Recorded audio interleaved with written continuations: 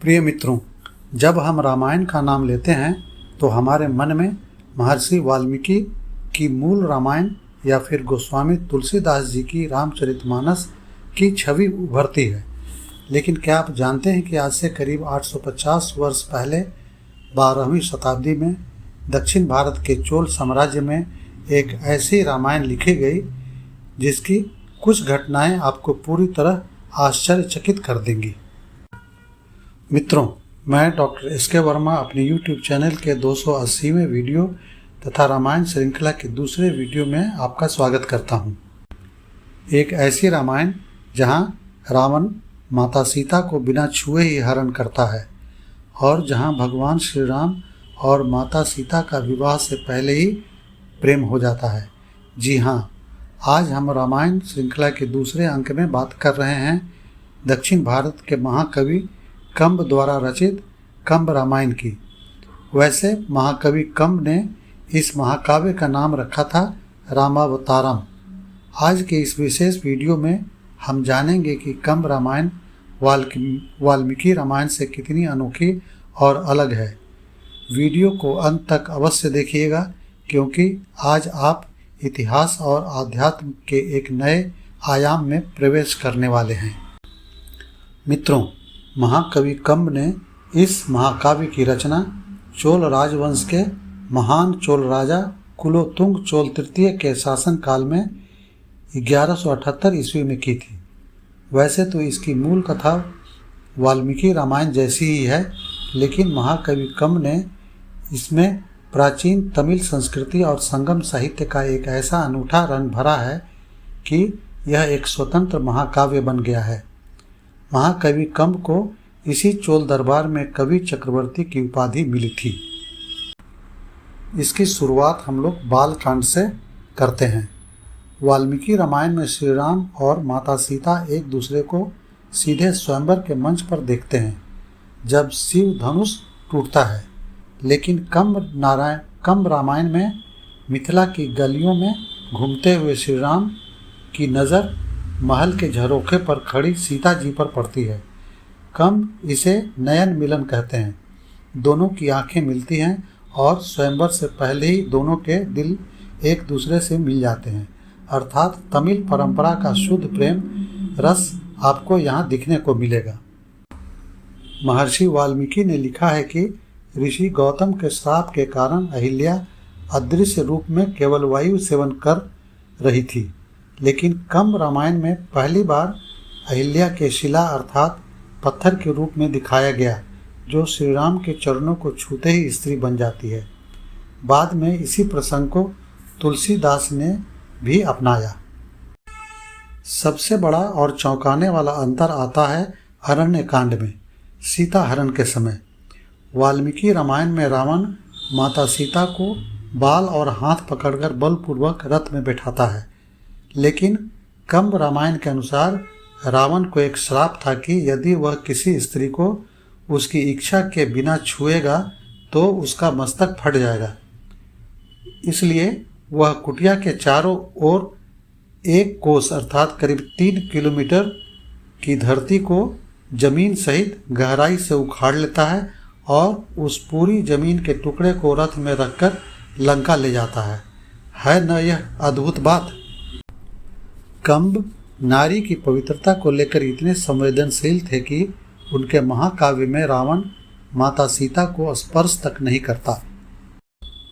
अब हम आगे बढ़ते हैं श्री राम का भ्रातृत्व संदेश की ओर।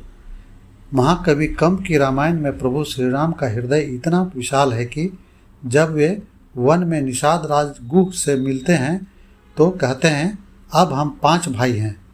सुग्रीव से मिलते हैं तो कहते हैं अब हम 6 भाई हैं।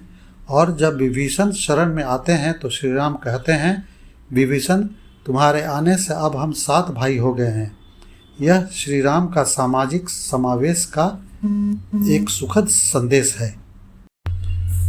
पहले दिन के युद्ध में जब रावण निहत्था और लाचार हो जाता है तब श्री राम उस पर वार नहीं करते हैं।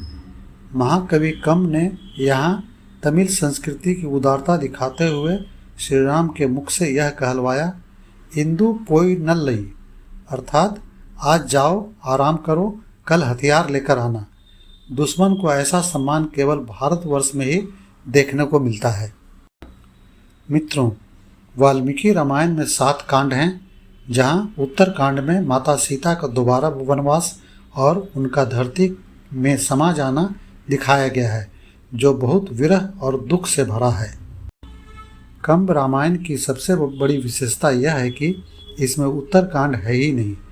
कंब रामायण केवल 6 खंडों में ही समाप्त हो जाती है। महाकवि कंब अपने आराध्य भगवान श्री राम और माता सीता के जीवन का ऐसा दुखद अंत नहीं देखना चाहते थे, इसलिए उन्होंने लंका विजय के बाद अयोध्या वापसी और श्री राम के भव्य राज्याभिषेक के साथ एक सुखद उत्सव के वातावरण में इस महाकाव्य को विश्राम दे दिया है। वनवास के दौरान पंचवटी में रावण की बहन शूर्पणखा श्री राम के सौंदर्य पर मोहित होकर श्री राम से प्रणय के लिए आती है। वाल्मीकि रामायण में शूर्पणखा राक्षसी के रूप में आती है, लेकिन कंब रामायण में वह एक अत्यंत सुंदर स्त्री का रूप धारण करके आती है, जिसे पद्ममुखी कहा गया है। जब वह लक्ष्मण द्वारा अपमानित होती है, अर्थात नाक कान कटता है, तब वह रावण के पास जाती है और सीता माता के सौंदर्य का वर्णन करती है। वाल्मीकि रामायण में राजा दशरथ पुत्र वियोग के दुख और सदमे के कारण तड़प तड़प कर प्राण त्यागते हैं। कंब रामायण में दशरथ इस ग्लानि में प्राण त्यागते हैं कि उन्होंने अपने प्रिय पुत्र के साथ अन्याय होने दिया। वाल्मीकि रामायण में लंका में सीता जी को खोजते समय रानियों के शयन कक्ष में चले जाते हैं।